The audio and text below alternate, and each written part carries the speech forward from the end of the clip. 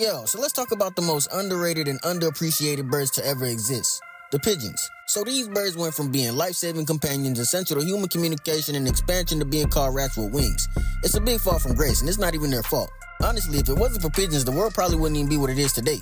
But before we get into that though, did you know there's actually over 300 species of pigeons? And some of them look like they shouldn't even be called pigeons. Like the Victoria crown pigeon, for instance. I mean, look at this thing.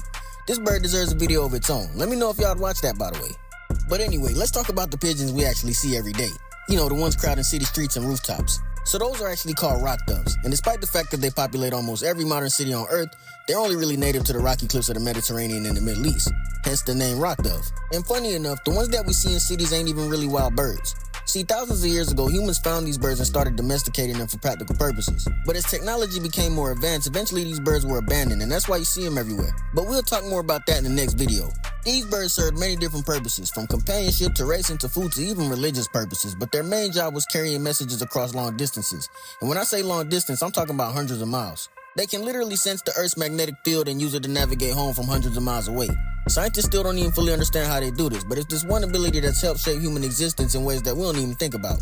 These birds were basically the phones before phones. And because of that, they've literally saved thousands of lives throughout the centuries, from the ancient empires to both World War I and II.